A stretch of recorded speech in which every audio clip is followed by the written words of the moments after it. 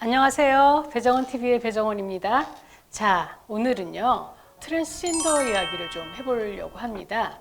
얼마 전에 성적 소수자 부모회에서 연분홍치마와 같이 그 다큐 영화를 만들었더라고요. 너에게 가는 길이라는 영화였습니다. 저는 그 대한성악회 회장 자격으로 이제 초대를 받아서 시사회에 참석을 했는데요. 근데 참 놀랍게도 종교인, 수녀님도 많이 오시고 신부님들도 많이 오시고 기자나 뭐 이런 분들 많이 오셔서 응원도 하고 많은 관심을 보여주셨어요. 그 영화는 사실 트랜스젠더에 대해서 직접적으로 다뤘다기보다는 그러니까 그 주인공이 트랜스젠더뿐만 아니라 그 게이임을 부모에게 이야기한 커밍아웃이라고 그러죠. 커밍아웃한 자녀를 둔 두 엄마의 이야기였습니다. 그래서 처음에 영화를 시작하기 전에 이 배우들이 나와서 인사를 하면서 그 중에 한 엄마가 비비안이라는 엄마가 이 영화는 처음에는 성소수자 영화인데 계속 보면 인생에 대한 영화고 또 혹은 여성에 대한 영화라고 이렇게 이야기를 했었는데요. 정말 그렇다라는 생각이 들었어요. 저도 그 영화를 보면서 계속 울컥울컥하는 부분이 있었고 그런데도 시종일관 영화는 따뜻하고 유쾌했습니다. 우리가 생각하는 것처럼 성적 소수자들이 받는 차별이나 편견에 대해서 다룬 영화였지만 그 영화가 어둡고 칙칙하지 않고 밝고 경쾌하고 씩씩한 부모님과 그리고 그 아이들, 밝은 아이들을 보여줘서 한결 좀 보고 나니까 마음이 따뜻해지고 안심도 되고 했었습니다. 이 영화는요, 게이 아들을 둔 한 엄마와 그리고 팬 로맨틱, 또 FTM, 에이섹슈얼이라고 복잡하게 자기를 설명하는 트랜스젠더 남성인 아들을 둔 엄마의 이야기입니다. 이 게이 아들을 둔 엄마는 27년 동안 항공 승무원으로 일을 하면서 국제선을 많이 타셨다고 그래요. 굉장히 많은 게이 커플들을 보셨겠죠. 내 아들이 설마 게이라고 커밍아웃 할 거라는 생각은 한 번도 해본 적이 없다라고 합니다. 그러니까 깜짝 놀랐을 것 같아요. 그 엄마가 느끼는 감정들이 참 여러 가지더라고요. 그 아이에게 처음 해준 얘기는 불행한 인생을 살도록 너를 놔줘서 내가 너무 미안하다라고 말씀하시면서 많이 울었다고 해요. 그럼에도 불구하고 그 엄마가 그 커밍아웃을 한 아들이 우리 부모를 믿고 커밍아웃을 했다는 것에 대해서 이 아이가 그래도 엄마와 아빠가 너를 정말 사랑하고 이 아이가 나를 믿을 수 있었기 때문에 커밍아웃을 했구나, 나는 부모 노릇을 잘했구나, 이렇게 생각을 하는 걸 봤어요. 이제 영화가 진행되면서 그 게이 아들이 게이 애인을 데려오고 그 게이 애인을 왜 어색하지 않게 맞으려고 애를 쓰고 아들을 편하게 해주려고 하고, 그러다 보니까 아들이 받는 그런 어떤 차별 에 눈뜨게 되고 퀴어 축제에 나가서 차별 말아달라고 구호를 외치는 그런 씩씩한 부모님이 돼서 울타리가 돼주는 그런 엄마였고요. 그리고 한 엄마는 정말 트랜스젠더, 그래서 이제 그 아들은 지금 트랜지션이라고 하죠. 그래서 몸의 그 일부분을 바꿔서 남자가 되어가고 있는 아들입니다. 그리고 성호르몬 치료를 받고 있고 법적으로 성별 정정 소송을 내서 성공한, 그래서 남자가 된 그런 아들입니다. 근데 이 영화를 보면서 워킹맘으로 그 아이들을 키우는 엄마들이 아이들 옆에 있어주고 아이들에게 기운을 주고 퀴어 축제에 나가서 우리 아이들이 얼마나 편견 속에서 차별받고 있는지, 거기에 보면 그 나비라는 분, 트랜스젠더 아들을 둔 그 나비라는 분은 그런 이야기를 해요. 아들이 사람들이 돌을 던지면 그 돌에 맞아서 죽어도 할 말이 없는 세상을 살고 있다라는 말에 너무 충격받았고, 그리고 실제로 퀴어 축제에 가서 사람들이 사랑한다면서 막 그 편견에 대한 정말 무서운 말들을 퍼붓고 바꾸라고 얘기하고 죄인 취급을 하고 그리고 심지어 맞기도 하고 그러면서 아이들이 편안한 그리고 평화로운 세상에 살게 하기 위해서 울타리가 돼주는 그런 모습을 보여주셨습니다. 저희 그 대한성악회도 성소수자들의 인권이나 행복을 위해서, 복지를 위해서 많은 관심을 쏟아오고 있었는데요. 여러분 어떻게 생각하세요? 트랜스젠더나 동성애, 게이라고 얘기하죠. 그 사람들은 특별한 사람인 것 같으세요? 이 영화를 보시면 그냥 누구의 가정에서도 일어날 수 있는 일, 입니다. 부모는 전혀 동성애자도 아니었고 그 부모도 성적 소수자가 아닌데 그 아이들은 성적 소수자로 살아갈 수밖에 없는 거죠. 그래서 요즘은 운명적으로 타고났다라고 얘기를 하고, 그래서 운명적으로 타고난 거기 때문에 정말 아이가 뭐 흑인으로 태어나고 아이가 여자로 태어나고 그랬다는 이유만으로 차별을 받는다면 그건 너무나 불공정하지 않습니까? 그래서 요즘은 그렇게 다양한, 우리 주변에 참 다양한, 요즘 뭐 성별을 얘기할 때도 여자, 남자 이렇게 얘기하지 않고 퀴어라고 해서 제3의 성을 얘기하고 있잖아요.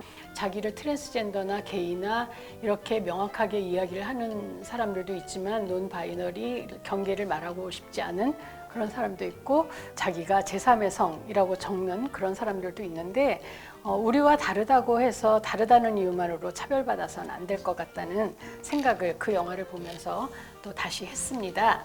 미국에는요, 트랜스젠더가 성인의 0.6%라고 해요. 그러면 200명 중에 1명 정도는 있다라는 얘기죠. 동성애 비율은 4%라고 얘기를 합니다. 이거는 100명 중 4명이라고 하죠. 이건 물론 동성애를 어떻게 받아들이느냐에 따라서 사회가 좀 더 많이 동성애자로 나타내면서 커밍아웃하면서 살 수도 있고, 드러내지 못하고 사는 사람들도 있죠.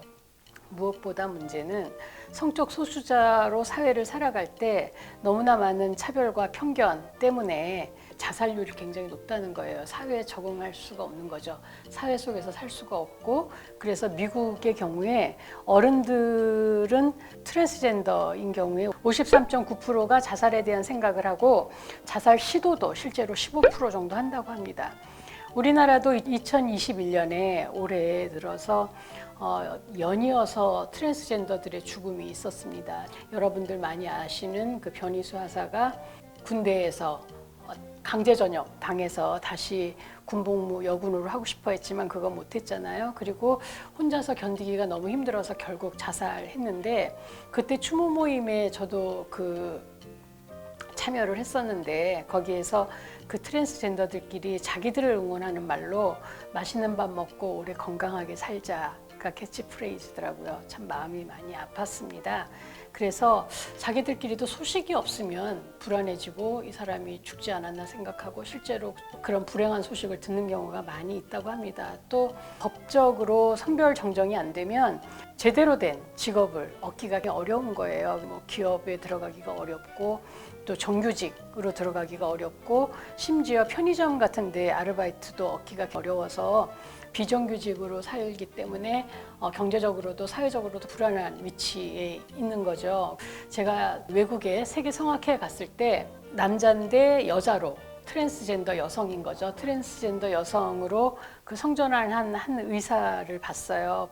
브라질에서 온 사람이었는데 세계 성악회에서 성 전문가들 앞에서 자신의 그 성적인 정체성에 대한 이야기를 하면서 자기가 의사임에도 불구하고 가족들과 아직도 절연되고 만나지 못하고 있다라고 얘기하면서 눈물 흘리는 걸 봤는데, 그래서 무엇보다도 요즘 그 성적 소수자, 특히 트랜스젠더들에게는 그 중립 화장실을 좀 만들어 달라고 얘기를 하고, 병원에 갈 때도 그 사람들이 갈 수 있는 병원, 다행히 젠더 클리닉이 여기저기 생기고 있습니다. 순천향병원에도 생겼고, 고려대 의대도 생겼고, 서울대 의대에서도 성적 소수자들에 대한 의학 수업을 지금 진행하고 있는 걸로 알고 있는데, 이렇게 좀 사회 전반으로 나와 다르지만 그런 다른 사람들도 평등하게 행복하게 살 수 있는 사회로 만들어가면 참 좋겠다라는 생각이 듭니다. 여러분 아시는 유명한 사람들이 있어요. 그래도 미국도 굉장히 보수적인 나라라 게이도 그렇게 행복하지 않고 우리나라보다는 좀 나을 수 있지만 트랜스젠더들도 죽임을 당하는 경우가 많이 있습니다. 그런데 요즘 그 커밍아웃 많이 하고 있죠. 그래서 여러분 주노에서 고등학교 때 임신을 해갖고 그 아이를 낳고 입양할 부모를 찾아다니는 그런 아주 당찬 여고생으로 나왔었고, 엑스맨이나 인셉션에 나왔던 우리한테 익숙한 낯익은 엘렌 페이지가 성전환 수술을 해서 엘리엇 페이지, 그래서 얼마 전에 보니까 상반신을 노출하고 수영복을 입은 상태로 자기는 정말 이렇게 내 모습을 그냥 보여주고 싶었다고, 정말 이게 원이었다고 얘기를 한 걸 봤어요. 그리고 또 나오미 와츠, 킹콩인가? 뭐 그리고 또 그거 말고도 많이 나왔고 안젤리나 졸리도 그 아이들이 안젤리나 졸리는 딸로 여자로 태어났는데 그 아이가 자기가 남자인 것 같다고 그래서 남자 옷을 계속 입혀서 키웠었죠. 그리고 남자처럼 생활하게 했고 나오미 와츠는 남성으로 태어났는데 걔는 요즘 그 여자 옷을 입고 다니더라고요. 그래서 미국에서는 이 자기가 트랜스젠더라고 그 생각을 하면 이게 우리 생각보다 어렸을 때 자기가 성별 정체성이 다르다라는 걸 알게 된다고 그래요. 게이도 그렇고. 그런데 미국에서는 트랜지션 하기 전에 성호르몬 치료하기 전에 일단 자기가 원하는 성별로 살아보는 기간을 좀 둔다라고 얘기합니다. 나오미 와츠나 안젤리나 졸리의 아이도 그렇게 키워졌던 것 같고 얼마 전에 보니까 안젤리나 졸리의 그 딸은 다시 여자의 옷을 입고 나타난 걸 봤어요.